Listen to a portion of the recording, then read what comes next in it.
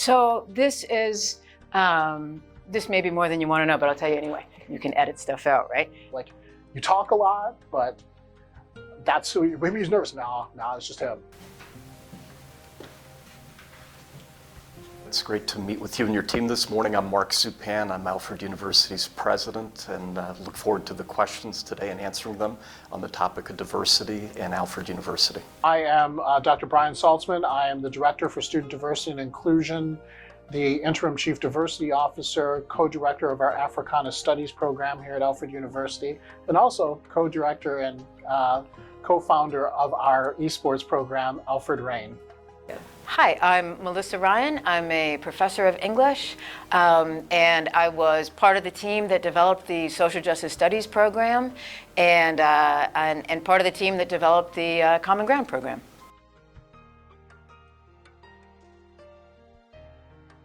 In terms of diversity, how diverse would you characterize Alfred University? Would answer that it depends on which component you look at. In terms of our student body, I think very diverse. That was not the case. So let's say you look into the 1970s through the 1980s, there are classes, for example, in the late 60s where there were only 2 students that were black in our classes. So that's changed for the better. How diverse do I think campus is? I mean, there's a numerical answer to that question, and I think that part of that answer is, by those measures, by enrollment standards, this campus is growing more diverse all the time. In speaking about how diverse campus is, I think that's a very complicated question, because diversity is about difference. And so we are different. I talk about it in a lot of places. There's diversity of opinion, there's diversity of access, there's diversity in so many different ways. I think it's pretty diverse, and I love schools that are diverse. Yeah, I found that in classrooms there's a lot of diversity throughout Alfred University, which is really cool, and it creates a really great experience for all of us. So if we talk about race and ethnicity, I think it's a very different question than if we talk about neurodiverse, if we talk about the diversity of ability and opportunity. We talk about ableism and all these sorts of things. There isn't a lot of members in the school who are students of color or faculty of color. And if they are, they have low positions in power and don't get paid enough for what they do, or they only get paid a quarter of what they do. Where we need to work on the most is especially diversifying our faculty of color. So increasing the diversity of faculty and staff is one of the priorities articulated by the set of resolutions that were drafted in, I think it was 2006, by Student Senate. It was a student-driven group. So drafted these resolutions in 2006 that said, these are the things that we would like this institution to pay attention to. Curriculum was a big part of it. Faculty development was a big part of it. And diversifying the faculty and staff is absolutely crucial. If you can imagine somebody coming from a larger urban market, a prospective student of color, and you've driven through the area, and there are Confederate flags that are flying on certain. So yeah, we do have to combat that. How do we promote our values more broadly? In some ways, Alfred University is a little sanctuary, and we're surrounded by a community that sometimes does not feel very welcoming. I know that I drive by a Confederate flag every day on my way to work. Okay, I'm Vicky. I'm an agent of change. I would love to say that there's a lot of inclusivity on campus. However, I cannot really say that. It's very disappointing because I would have thought, due to like the marketing and stuff, that there would be like more diversity, but there isn't. We had a incident around Halloween where we were trying to track down what was actually seen on campus, and so you picked up nervousness because of our rural location, because of political ideologies in the area.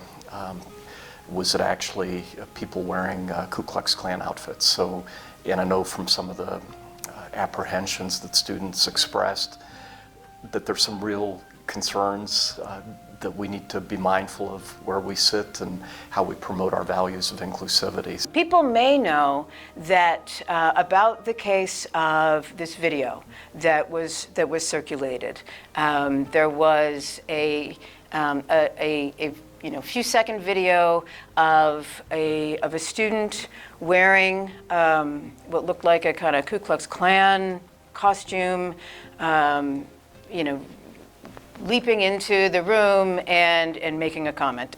I don't really think it's that inclusive, honestly, when it comes to races and like people of color and like of any other culture, honestly, because we rarely really get that on it in any way. Like the clubs are not that big, like they're like small or something like that, and whenever we try to like make it diverse and we try to put out our culture to people, like especially like being Hispanic myself, like whenever you try to put your culture out there to people, they don't really want to take it. So Alfred University is doing a lot of work to try to emphasize and put forward the aspects of diversity, equity, inclusion, and access. So currently we have the Institute for Cultural Unity. We have work with the President's Committee on Diversity, which is made up of administrators and the Student Diversity Chair from Senate. I'm trying to make a difference here. I just want a lot of people to know that in the ICU, we are trying to make more inclusivity. However, it is very difficult due to the climate of the school.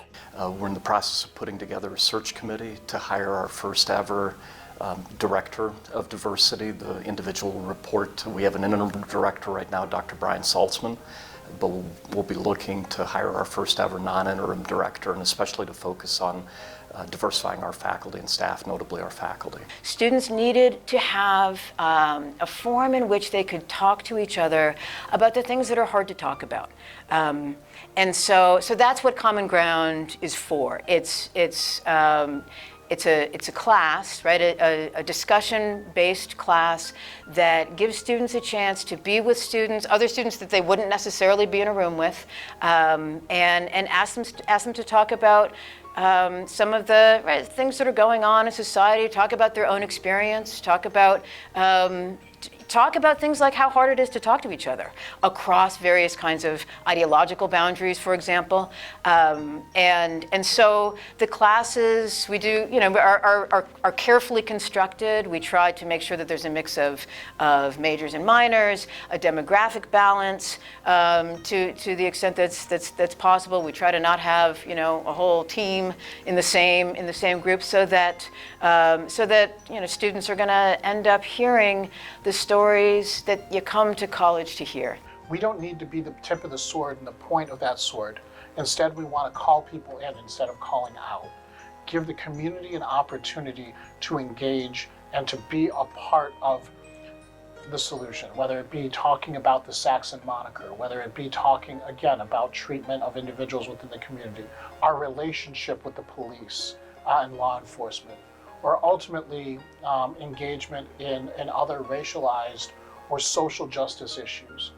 It is truly talking about how do we improve access, justice, equity, diversity, and inclusion without diverting any other of the resources, and making sure that we are invested in the true change and transformative opportunities that are there.